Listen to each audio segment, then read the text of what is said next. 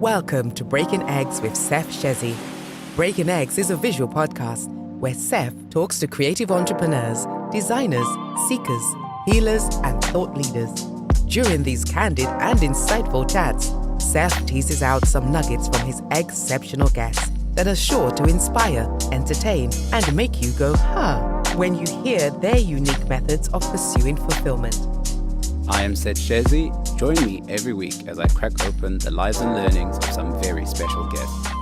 My next guest is Dr. Shahra Sattar, medical doctor consulting to Skin Renewal.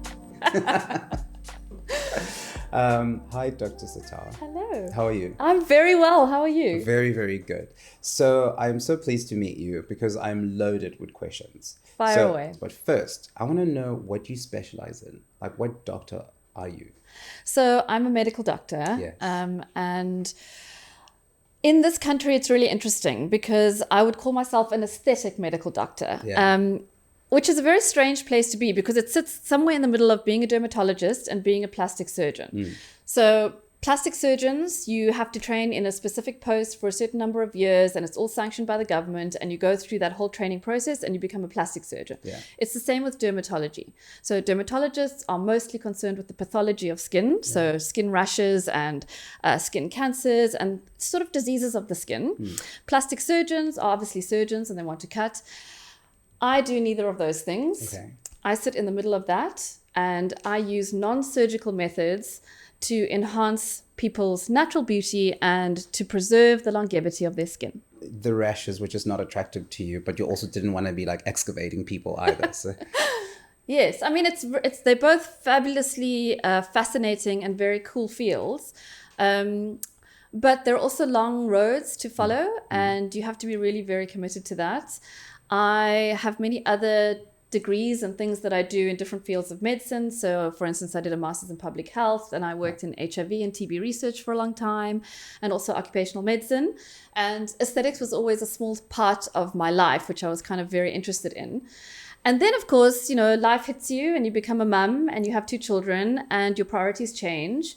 And so I chose aesthetics to be my main focus at this time while I have small children and want to develop my family. So Amazing. Yeah. Cool. So now I understand that not every sort of aesthetic clinic has doctors. So some, they just have therapists and technicians. Why do you think it's important to actually have doctors? Yeah, so I think, you can broadly define the aesthetic or cosmetic industry into 2 different parts. So you have the part that is non-medical, and then you have the medical part. So yes, you can go to salons or aesthetic clinics, where there are not doctors, there are beauty therapists who are doing treatments that can be done without needing a medical doctor to do them. So in this country, we have very, very strict guidelines as to what type of medical beauty procedures can be done and by whom.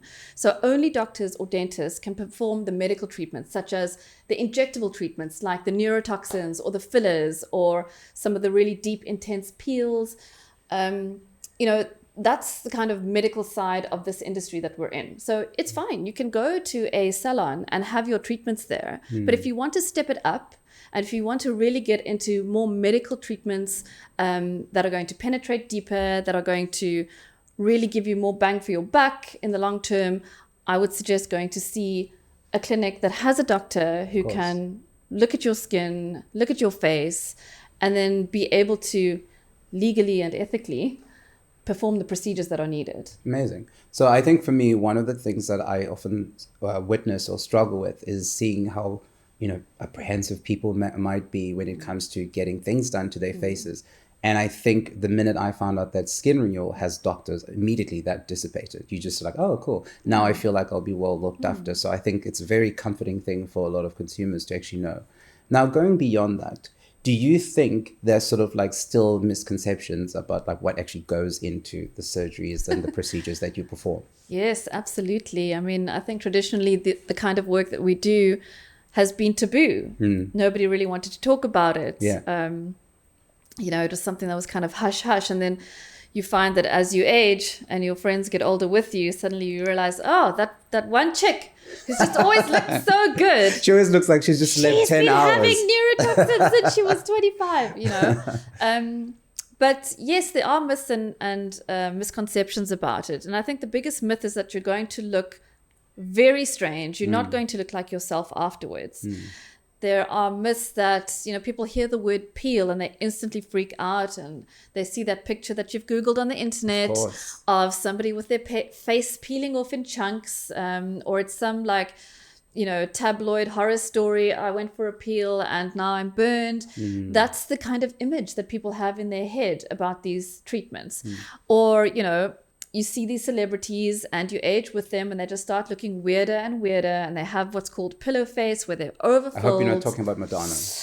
Listen, Madonna, we are not allowed to talk about Madonna. Madonna can actually do whatever she likes. She's Madonna.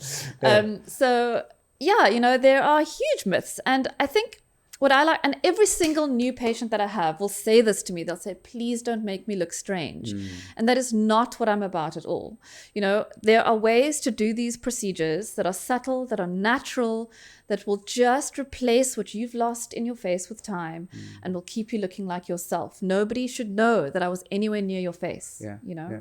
Amazing. But I mean, you understand where those fears come from, because we do see a lot of botched and some of the nip-tuck episodes that we've all sort of watched. And like you say, we Google everything before we do it. So what do you do differently that actually ensures that people preserve their natural sort of like appearance? Well, I think one of the main principles is that we are tricking your own skin into actually repairing itself. So we have treatments and tools that are stimulating your own skin's natural repair processes, as opposed to just putting patches on or bandages or using light diffusing pigments to try and, mask what is going on. We're actually trying to use your body's physiology to repair itself, make collagen, get rid of dead skin cells. And then, of course, because we are medical doctors, we understand the anatomy of your face. So when we are doing our medical procedures, I can say, okay, what I see in you is that you've lost the natural fat pads that are sitting in the medial part of your cheek. And what I'm going to do today is give you 0.1 mil of a type of filler to just replace it for you, to give you that youthfulness back. Nobody's going to know, but you're going to walk out with 5 years off your face. So when you're very young and you're partying and you are lying on the beach, your skin can bounce back like that. Yeah. The next day you'll wake up and you'll still have that beautiful dewy glow. And then you start to notice as you approach 30 that, oh gosh, okay, hang on. Things are taking a bit longer to look good. And why is that happening? It's because of that reason. Our skin starts to lose the ability to repair itself. And that's when it is a good time to start giving your skin some TLC. And what we mean by that is I like to educate patients, because there's a lot out there. It's very confusing. It's like, one day you're going to hear about one thing, the next another thing. And I think as the consumer, you're like, this is so overwhelming. What do I actually do? What do I put onto my skin? Where do I go? So try to think of it in 4 different ways. So I talk about 4 different pillars. So the first is lifestyle. Okay. So what am I doing in my lifestyle that is going to benefit my skin? Am I drinking enough water? Am I eating healthy foods? Am I taking supplements? Am I staying out of the sun? Am I protecting my skin? That's all boring stuff that I don't really spend too much time on with my patients, because everybody knows this. There's so much information about this out there. And we know that if you do those things, your skin is going to look better. So that's the first thing, the lifestyle. Secondly, what am I putting onto my skin actually every day at home and every night? And what should I be putting onto my skin? Yeah. So the general principle is try to use products that have good ingredients in them, that are medical grade ingredients, that are able to penetrate deeper into your skin, that are able to stimulate your skin cells to make collagen, to make new skin cells, to get rid of the dead skin cells that sit around for much longer, and to also start evening out skin tone that has been damaged, sun damage, that kind of thing. So medical grade skincare is a good place to start, and always choose good ingredients, ones that have good ingredients. Now, it's very difficult to know what to use, but you can also think about it in terms of vitamin A's, peptides or growth factors. Oh, you've touched on a very touchy subject. When you finish, I need to ask you more about that. And then sunscreen. Yeah. And also antioxidants. Okay. So if you've got those 4 general ingredients, you're probably going to be doing quite well with your home care. So lifestyle, home care. The third thing is to think about coming in to do a treatment. And the treatments can be of varying intensities, and they can be, there are very different modalities that you can use. So peels, lasers, microneedling, really intense lasers, really intense peels. Most people are very scared of that kind of thing, but I will have a peel in between seeing patients and nobody will really know. So you can have very gentle treatments where there is absolutely no downtime. These are highly popular for very busy people. You can come in, you can have your peel, and the work will be done microscopically without anybody knowing. Yeah. And then we usually suggest, if you've got a few days off, like 2 or 3 days where you don't have a big event or you don't have to go to work and be client facing, you can come in and do a treatment where maybe for 2 or 3 days after the treatment, your skin will be red and it might flake a little bit. Yeah. Obviously, the more intense the treatment, the better the results are going to be. And then we have treatments where your face will peel off. Yeah. You But need to it go is on a a- sabbatical far away for a few weeks. Well, yeah, you can. I mean, it's amazing because the results are incredible. Not everybody needs that. So there's the different intensities of treatments that you can choose. And I think one thing that I would like to get across to your listeners is that if you're scared, but you want to do something, just come in, have a chat, and we can put together a plan for you that is really basic and really simple and is not going to leave you with any downtime. It's safe. We've tested all of these products in-house. We've looked at all the science and the data behind it, and we will never do anything on any of our patients that hasn't gone through rigorous testing beforehand. We've all been guinea pigs at some point for all of these treatments. So lifestyle, home care, treatments, and then the fourth thing is the fun stuff. So that's where I like to play, which is with the injectable treatments. Amazing, yeah. Most people know about filler and neurotoxin. So a question I get asked almost every single day is, what is the difference? Do you know the difference? I don't, to be honest. Yeah. What do you think about when you think about filler? I think filler is like a gel that sort of like reinforces things, and then the Botox one is like a thing that kind of like relaxes your muscles so you don't move. Okay. Am I somewhere? I'm going to give you 50%. Okay, good. It was pretty spot on. Okay. But yeah, so filler just does what it says. It fills. Yeah. So it's like polyfiller, but for your face. Yeah. And it's made out of a gel, a hyaluronic acid gel. Okay. So you might see the term HA all over the place. So that stands for hyaluronic acid. Okay. Hyaluronic acid is found naturally in your skin, and it is a natural moisture binder. So this is a gel form of that. Okay. It's not permanent. It is semi-permanent. They can last anywhere between 4 months to 6 months to 2 years, depending on the type of filler that you use. And very popular places for filler are obviously, as you know, lips. Yeah. But I generally use it to replace, like I said, the natural volume that's been lost in your face with time. So when you are young, if you look at yourself from when you were younger, you have volume in this mid-face area. Yes. Everything is like, and there's like volume here. Yeah. Apples of your cheeks, And as you start to age, it's not only the skin that's aging, it's also the underlying muscle, it's the underlying fat, and it's even the underlying bone. Oh, your hopes and dreams, yes, it's all just diminishing, So, so what we're doing with the filler is replacing those natural fat pads. So volume in the cheeks, lip filler, chin. You can build a jawline with filler. You can do it in the nasolabial folds. That's very popular.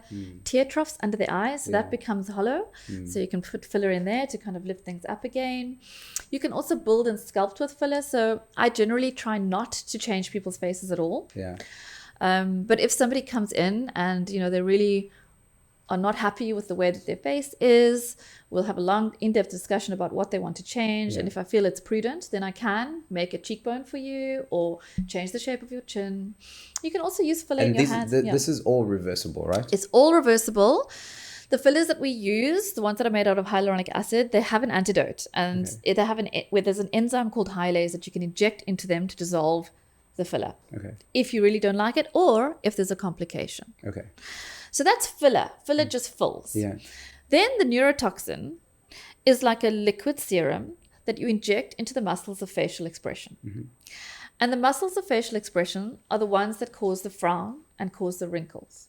So I always like to tell people, why do we get wrinkles in our face and not in our body? And it's because the muscles in your body are connected to your bones. And their purpose when they contract is to move your body through space. Right? So I want to go there. I'm going to contract my muscle and move. Yeah. I'm going to get my skeleton to go over there. The muscles of facial expression, what is their purpose? Their purpose is to actually convey emotion to you. Okay, yeah. And I'm assuming, I mean, frown, judge, everything. Judge, definitely judging, throw shade, all of that kind of stuff. Yeah. So I'm assuming that this is because when we were cave people, this is not backed up by science, this is my own theory. Disclaimer. You are a doctor after all. We'll take it. Trust me, I'm a doctor. Yeah. So my theory is that when we were cave people, we didn't have the language capability to be able to convey how we were feeling to each other. So I had to frown at you, I had to smile, I had to grin, and then you kind of got a message from me, right? So those muscles in your face, they're not connected to our bones really to move our head through space. They're connected to the overlying skin so that when they contract the skin into an expression. And just like a piece of material, if you constantly crease it, eventually that crease is going to stay there. And that is what a wrinkle is in your face. It's the constant movement of the frown, moving your skin into that movement and causing the crease to stay there. So what we do with the neurotoxin is we paralyze the underlying muscle of facial expression so that the overlying skin doesn't have to crease anymore. And for the 4 months to 6 months that neurotoxin paralyzes those muscles, your skin can go, finally, I've got a break. And I can try to repair myself. So that is there room to PR the word paralyze? I just feel like if we could find a different word, people would be like, shoot me up. But like saying that we're going to paralyze something that you don't have control over, it's a little bit intimidating. Thanks for saying that, because you forget that these words that roll off our tongue as medical doctors are actually kind of scary to the general public. Exactly. Paralyze. Yeah, we'll think about that. I don't know, we'll just think about numb or something, or like freeze or something. Numb. Okay. Let's use numb. Okay.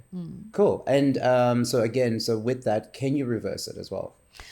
Unfortunately not. Okay, you just wait out the 6 months. Yes, so you wait and it'll eventually go back to normal. Is there any downtime? No, I mean, look, of course, with any medical procedure, there are risks and side effects. So, even if you take a paracetamol tablet, there's a risk that you could have an allergic reaction or anything. But technically, you could shoot me safe. up now and I'll go to a gala dinner this evening. If we've injected you with a neurotoxin, yes. It's delivered with tiny little needles into the muscles, and you might have little red bumps for about 20 minutes afterwards. Yeah.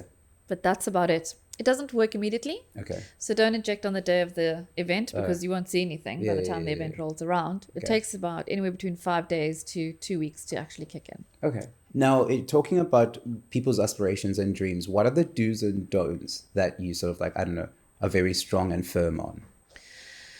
Yes, there are general guidelines when you train in this industry. And when you start out, you'll be given those guidelines, as to say, okay, your top lip should be this percentage of the width of your bottom lip. For an eye, they talk about the ideal ratio of things. I feel that as we are becoming, as a society, more aware of different shapes of faces, that doesn't necessarily hold true, especially when it comes to different ethnicities. Lots of patients I know have a massively bigger top lip than their bottom lip, and it suits their face.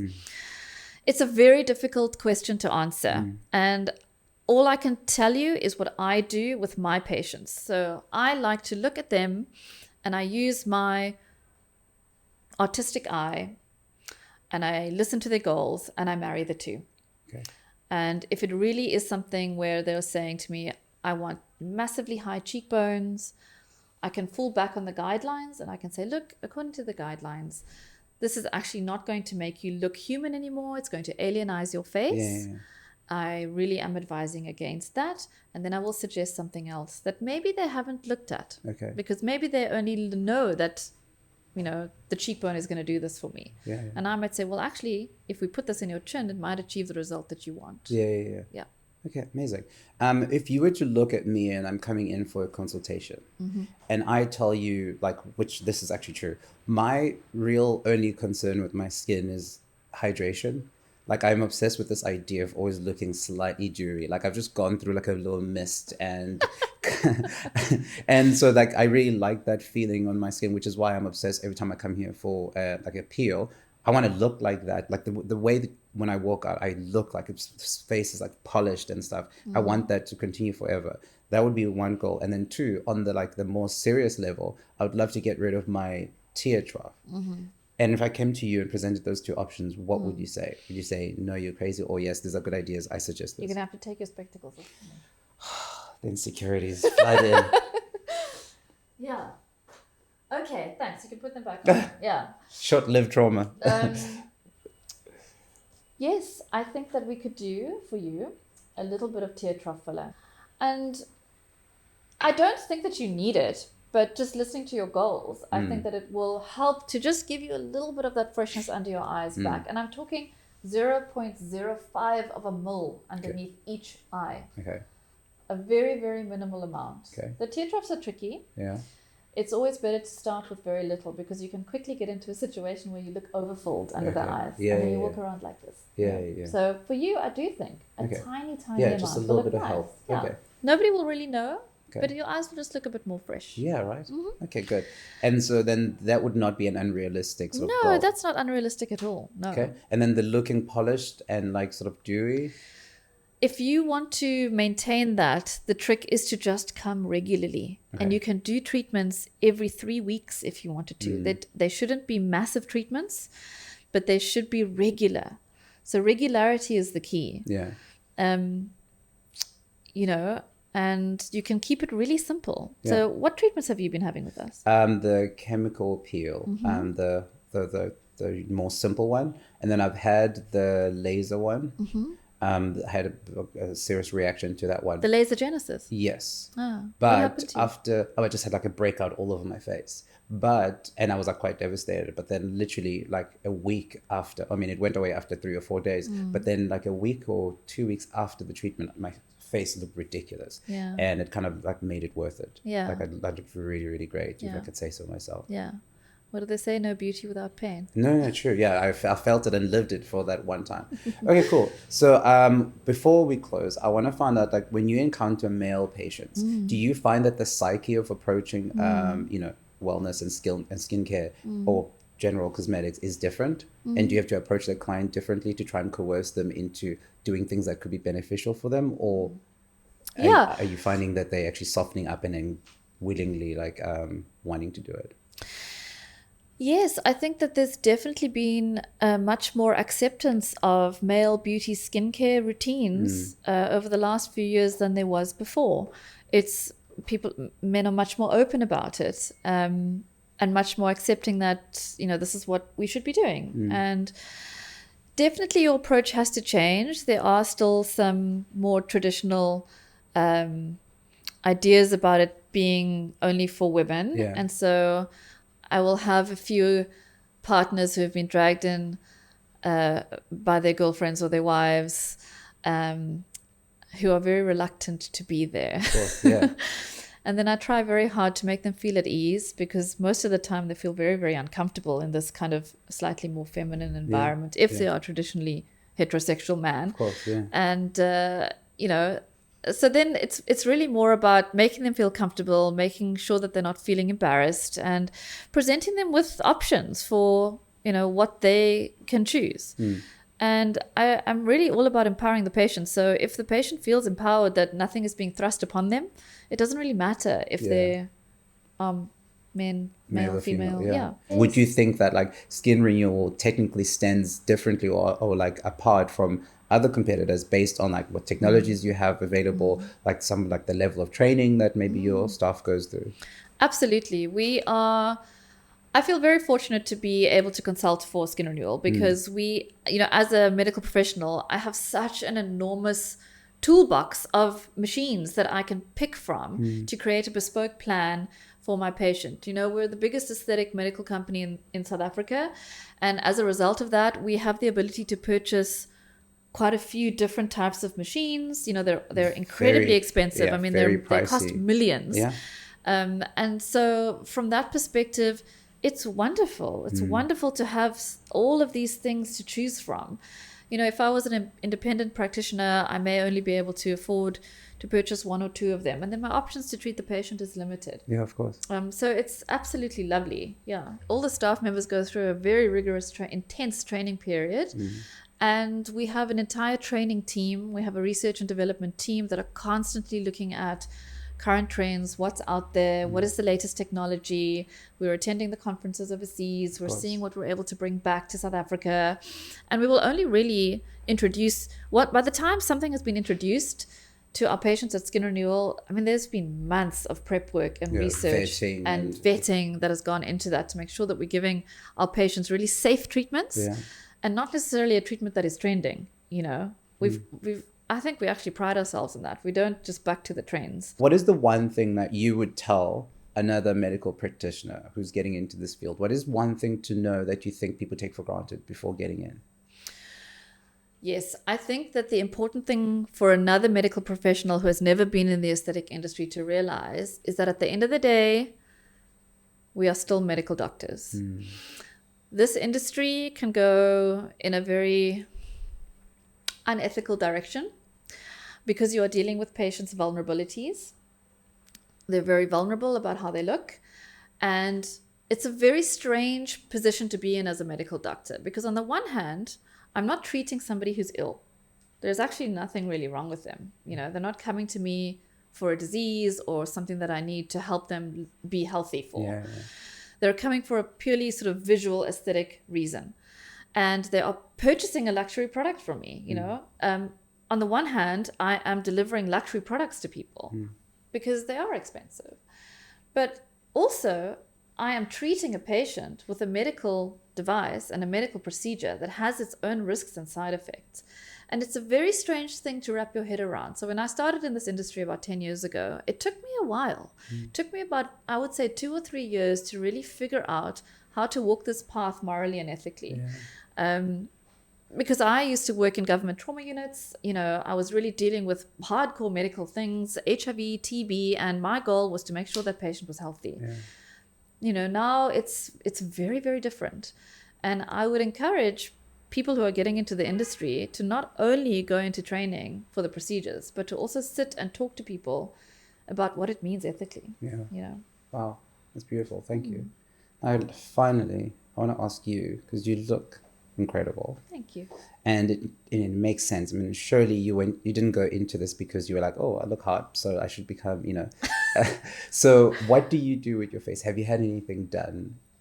Please tell us what you are prepared to do. You're asking me to reveal my secrets. I mean, to me, you look completely natural. So I'm surprised that you even have had anything done. So. I've had lots done. Okay, tell us. I have lots done. Okay, so I have filler in my face and I also have Botox. Yeah. I have Botox in my forehead and in my frown. Yeah. I have filler in my cheeks.